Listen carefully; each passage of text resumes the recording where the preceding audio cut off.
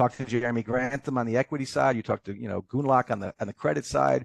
Ray Dalio. It's not just the precious metals guys anymore that are calling for this very severe warning and caution about the state of our economy, the state of our market, the state of our currency, the state of our government, and clearly the state of our society. I mean, Dalio was talking 50% chance of civil war.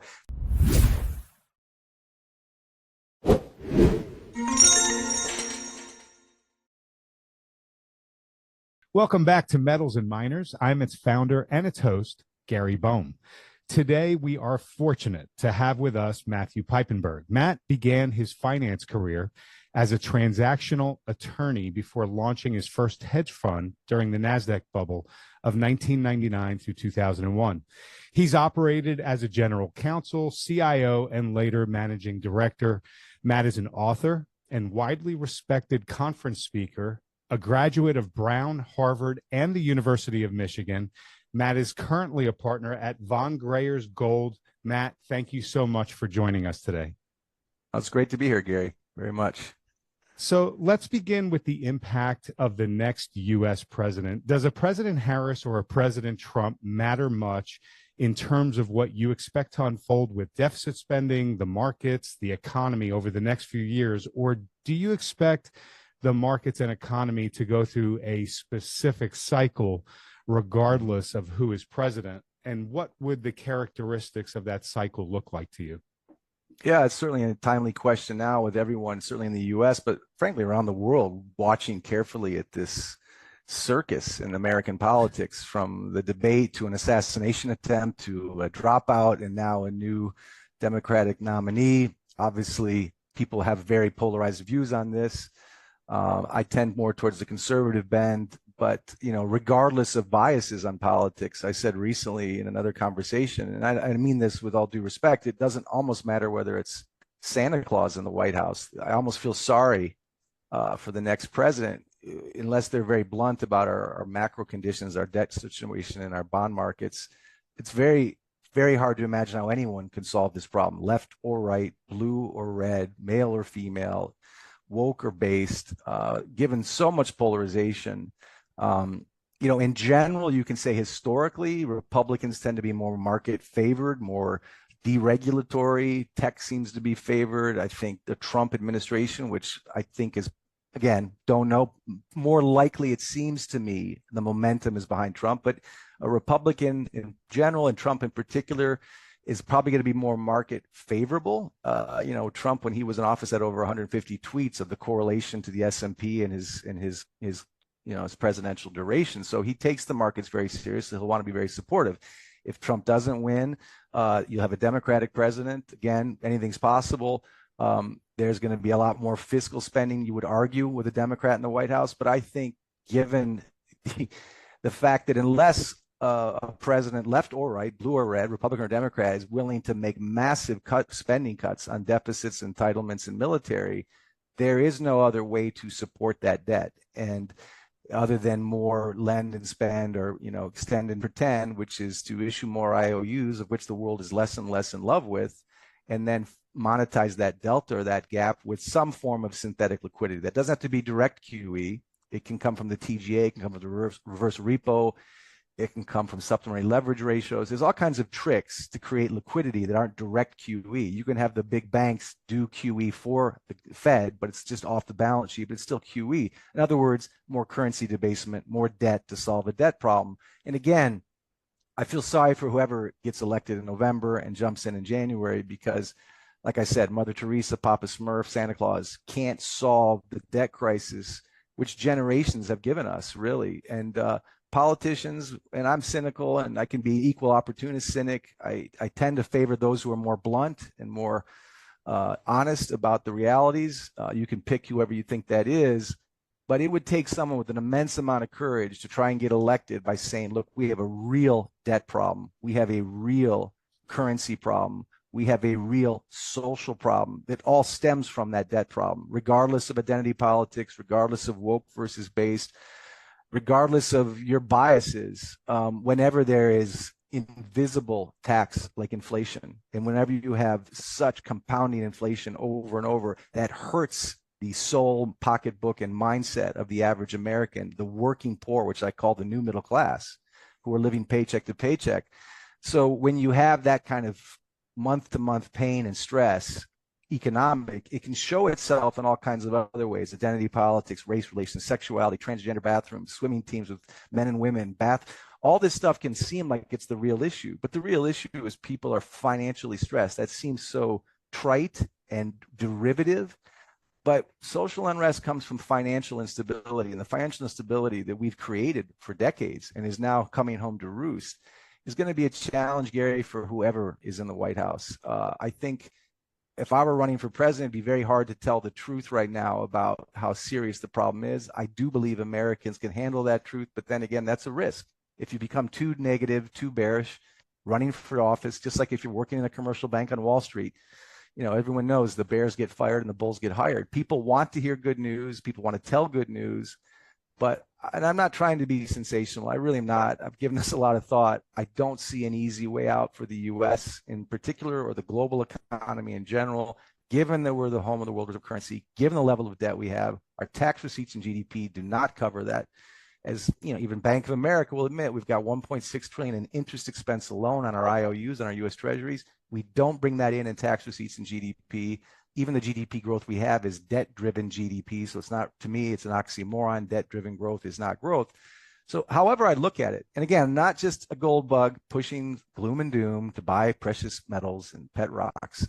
If you talk to Jeremy Grantham on the equity side, you talk to Gunlock on the credit side, Ray Dalio, it's not just the precious metals guys anymore that are calling for this very severe warning and caution about the state of our economy, the state of our market, the state of our currency, the state of our government, and clearly the state of our society. I mean, Dalio was talking 50% chance of civil war. So these are not just gold bug extremist things. I really try hard to look at counter arguments and to talk to the smartest guys in the room and asset classes that I'm no longer involved in. I used to be a hedge fund guy. I knew a lot about bonds and spreads and junk and credit and good and corporates and treasuries. I knew a lot about equities. Now I'm looking more at just preserving the wealth that I have. So I have a bias towards physical precious metals or gold. But again, I don't think it's just a gold argument anymore. And it's not sensational. It's very real to talk about these things. And it shouldn't be partisan. It shouldn't even be sovereign versus sovereign. It should be global.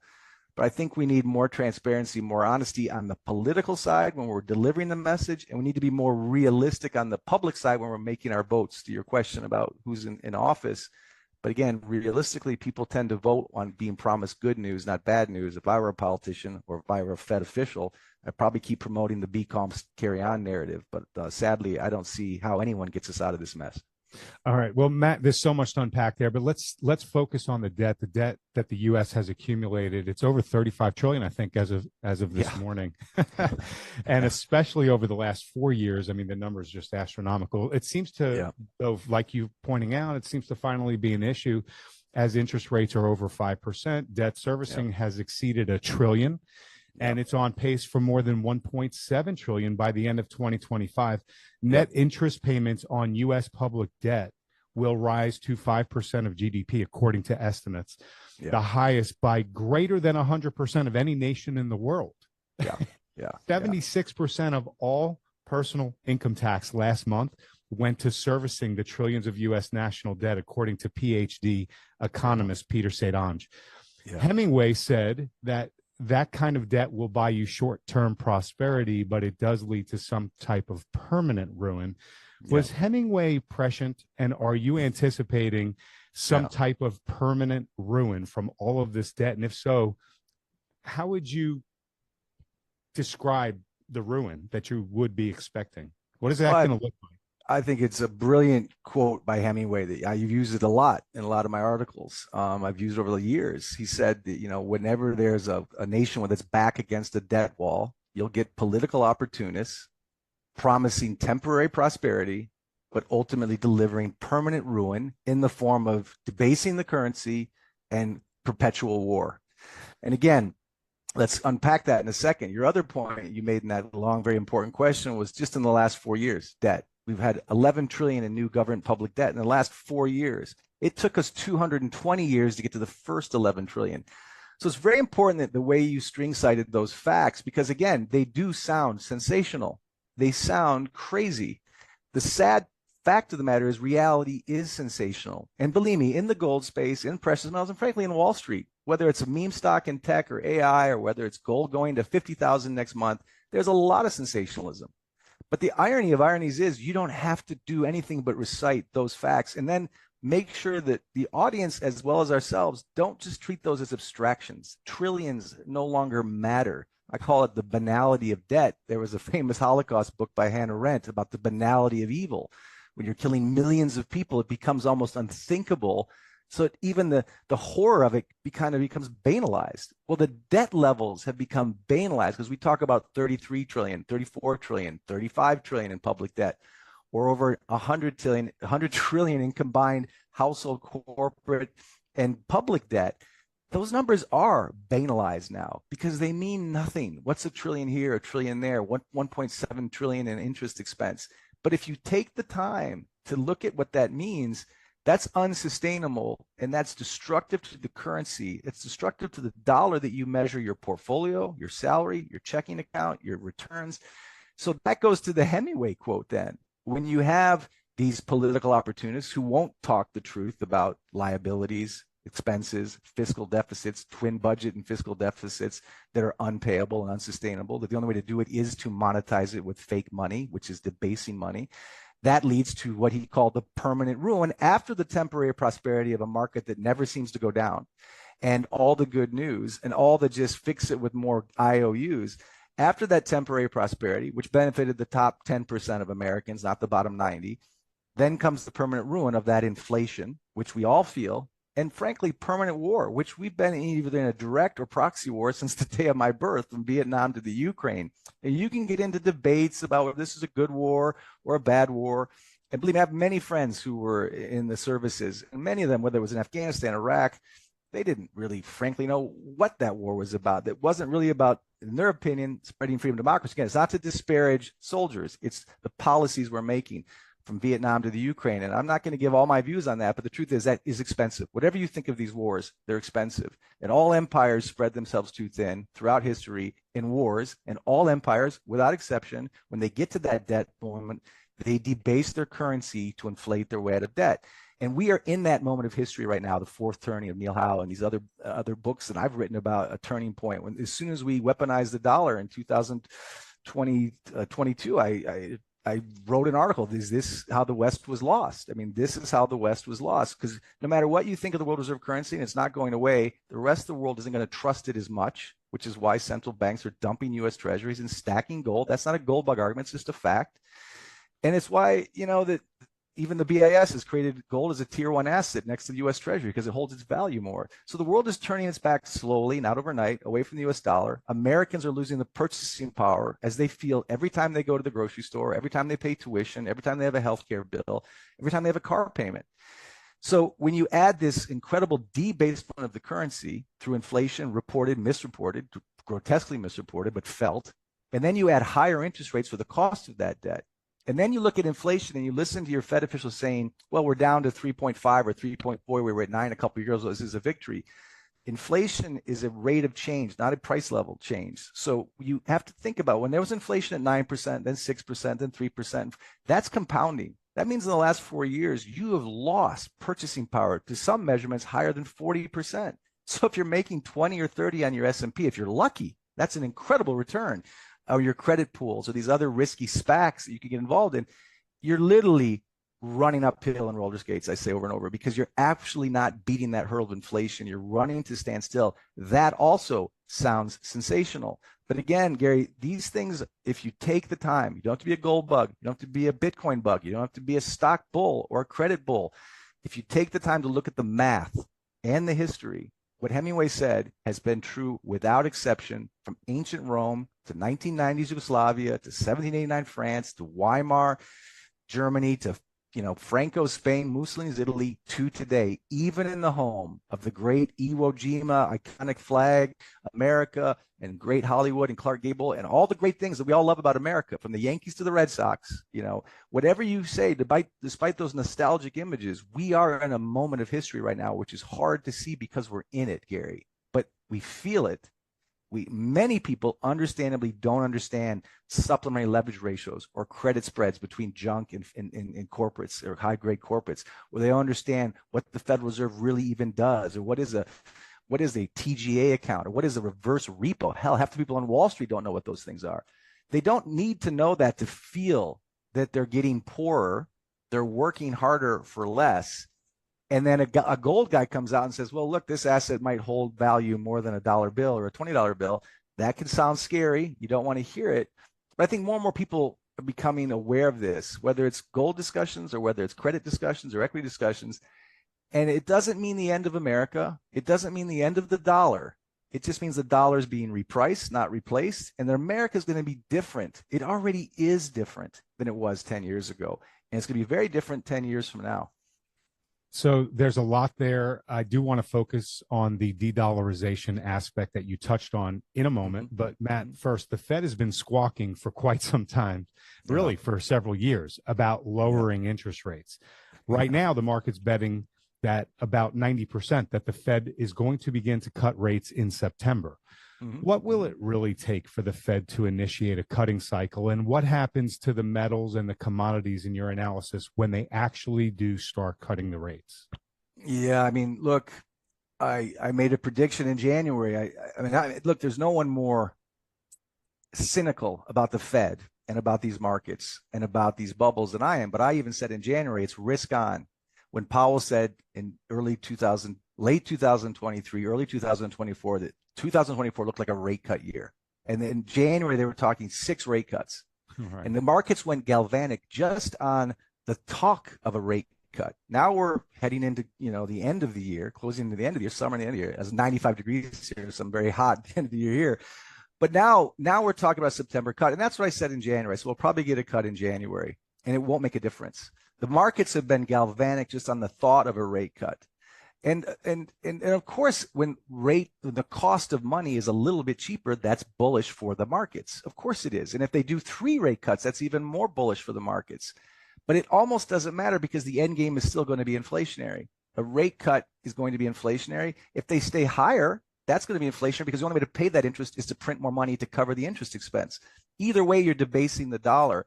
In the near term, in the short term, any rate cut is going to be a tailwind for equities and risk assets. And that will probably lead to some type of more continued euphoria. But again, that's only near term because, again, you're still looking at so much risk in the equity markets.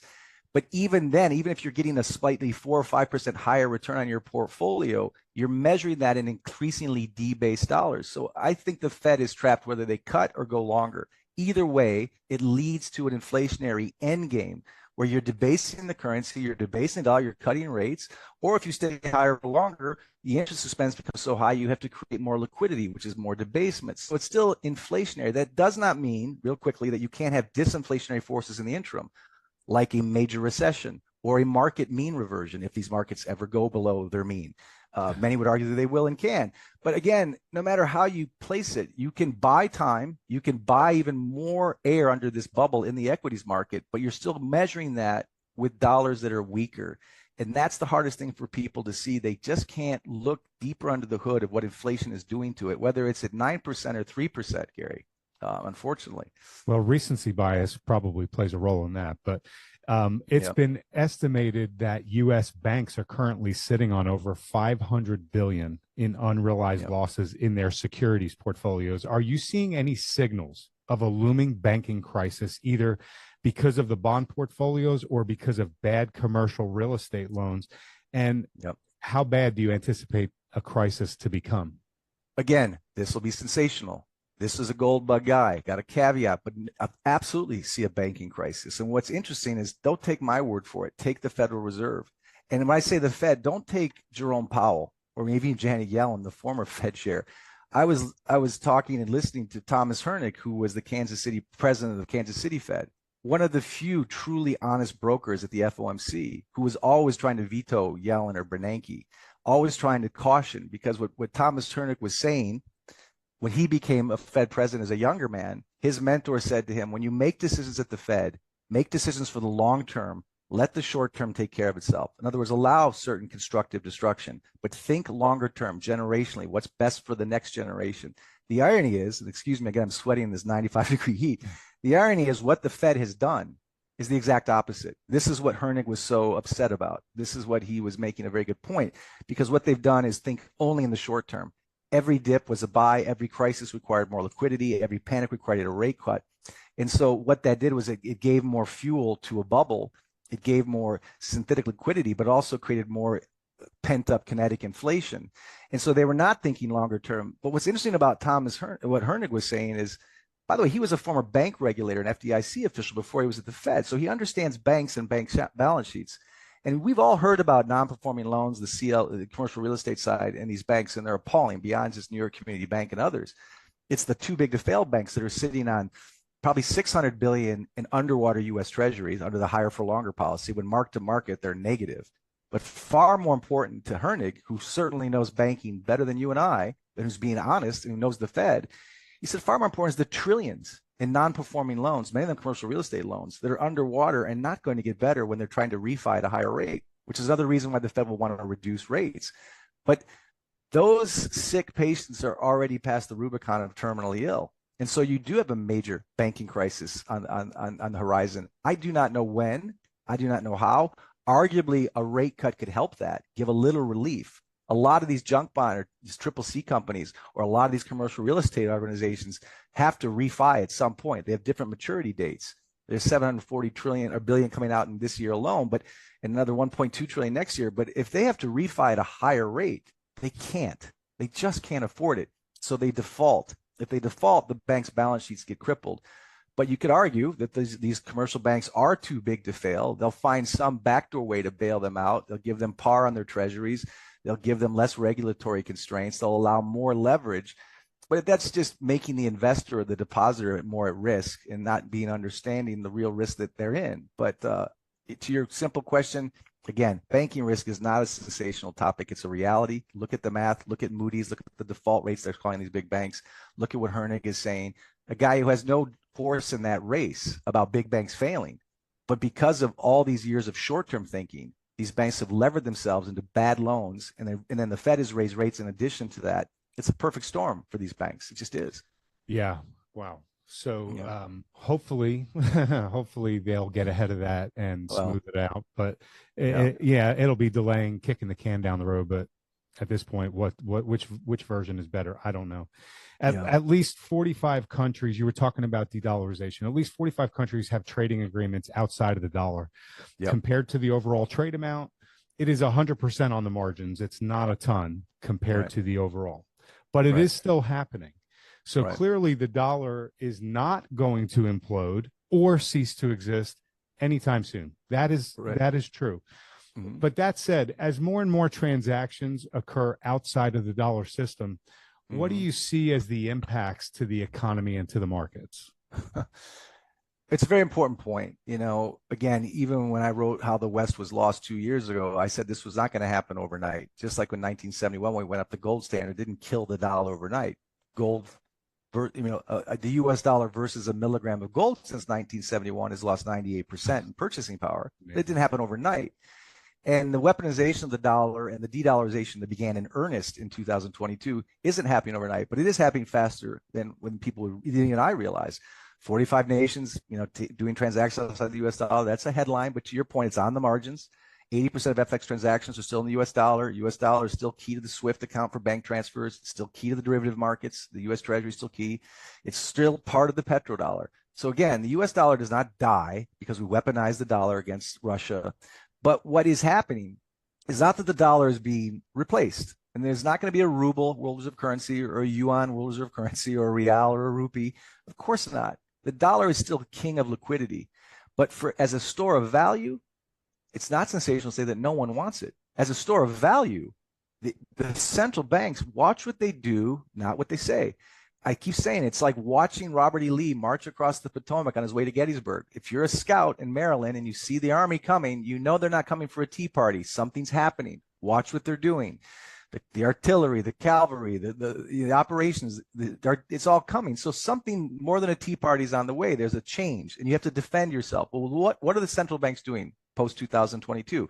They're stacking gold at record levels. They've been doing it since 2014 on the net, but they're doing it now at record levels because they're anticipating storing their assets or having a reserve asset that isn't the U.S. Treasury or the U.S. dollar. They're stacking physical gold at record levels because they're preparing for that army coming across the river. They're preparing for a change, not overnight, not one battle, not two battles, but a seismic shift. Even Saudi Arabia, the UAE, they're buying more gold out of Switzerland where I work every day. This is a record year for them. Why? Not because they're going to replace the dollar. Hell, the Saudis are pegged to the U.S. dollar. Their currency, so is the UAE. They don't want to see the dollar die, but they don't want to save in dollars. They want to spend.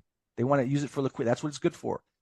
If I own gold, I want to buy a house, I have to sell some gold, get some dollars to buy the house. But I store my money in something better than a dollar, and I spend it in the world reserve currency, in the most liquid asset. For liquidity, the dollar is king. For convexity, Bitcoin is great. But as a store of value, gold is where you want to do. And that's why watch what they do, not what they say. It's not just the 45 countries trading outside the U.S. dollar. It's not just that the BRICS as a whole have a greater GDP than the G7.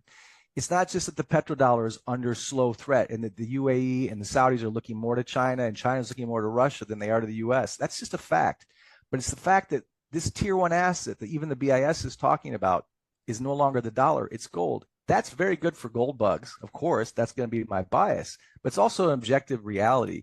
And you got to get past the gold bug versus Bitcoin or the gold versus the dollar or the dollar versus the ruble. Get past the sensationalism and look at what these banks and nations are doing. They're slowly preparing, not where the world reserve currency is gone, but where it's less important and repriced, not replaced.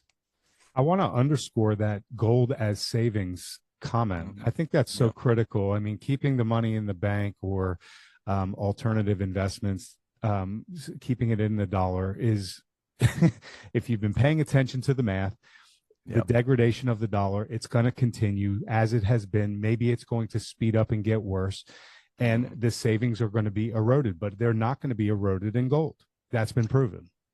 No, and again, that's why it's, again, people say, well, gold can be boring for years and there's opportunity cost. You could chase other assets, and you're right. Although gold has outperformed the S&P this century, just has, even total return the S&P, and still doesn't make headlines. In the biggest bubble I've ever seen since the dot-com bubble, gold has still outperformed the S&P total return. Now, you could say pick your statistical window, and that's fair. And gold can go sideways for years, and it can be boring. But the truth is, it simply holds its value better than the dollar. And it, frankly, even outperforms risk assets, and yet still not discussed. There's a lot of reasons it's not discussed because it's a threat to a lot of different organizations, banks, and countries. But in the meantime, look what nations are doing, not what they're saying. But as a savings asset, the simplest example I can give, and it's important because you get through all the complexity, you cut through all the noise, and I use this example often, is, again, it's not picking a statistical window, it's just showing how gold holds its value. In 1920, when gold was $20 an ounce, not $2,400, in 1920, the average cost for a house in the U.S. was $5,000. Okay, so if you had a shoebox with 200 or 500 coins, you could buy that house. You could buy that house. Well, now if you fast forward to 2024 and all you had was $5,000, which could buy a house in 2020, that wouldn't do it. But if you had the same shoebox of coins that you had in 2020, that would buy a $500,000 house, which is the average price of a U.S. house today. It's just a simple way of showing that gold holds its value. People say it's a pet rock that does nothing. Yeah, it does nothing but sit there and hold its value. Well, the U.S. dollar is very, very busy in SWIFT accounts and trades and FX transactions. It's very, very busy losing its purchasing power. And that's what's so simple about gold. It's not sexy. It doesn't compete with certain credit pools or certain SPACs or the Bitcoin volatility or moves. And we could get into a whole sideshow on Bitcoin. You don't have to disparage Bitcoin. But gold doesn't have all those sexy headlines. But what it does is very boring, but very, very important. It saves your purchasing power. And you can speculate on gold too. You can use gold ETFs. You can speculate on price moves. None of our clients in 90 countries call us and talk about the gold price every day because they use it as a savings account. And then they use their checking account to use the US dollar, the euro, the franc, or whatever they need to get liquidity. But it's just that simple. It's a wealth preservation asset. And in a time like now where the dollar is getting crushed every day, it just makes so much sense. And yet many will say, yeah, but I can get more in Bitcoin. I can get more in NVIDIA. And I understand that, but they're not thinking longer term, and they're not thinking about how they measure their wealth. Yeah.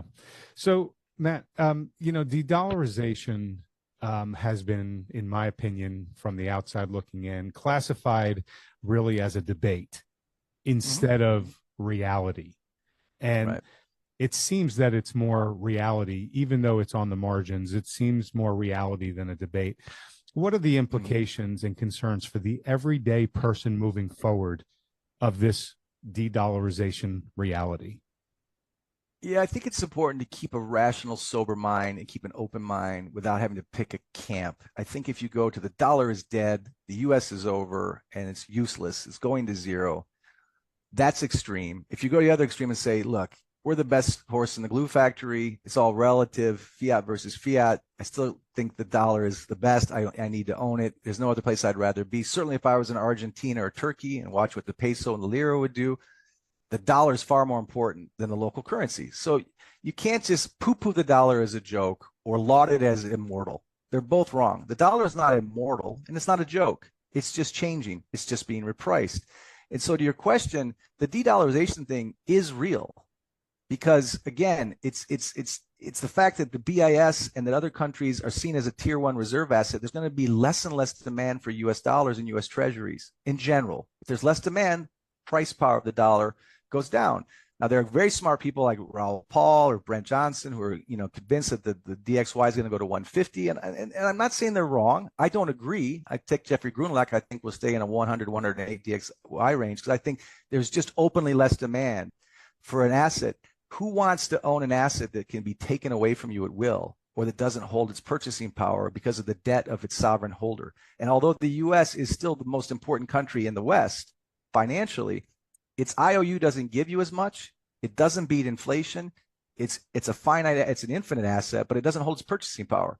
Whereas gold is now clearly the choice. Again, not to disparage their countries like El Salvador notwithstanding, but the major countries of the world and their central banks are not stacking Bitcoin or other cryptos. They're stacking physical gold. It's not a barbarous relic. It's a piece of history, and it always will be. It may not move as quickly or as sexily as Bitcoin, but it also won't tank as fast or disappear as fast as potentially Bitcoin. Again, that may upset the Bitcoin crowd.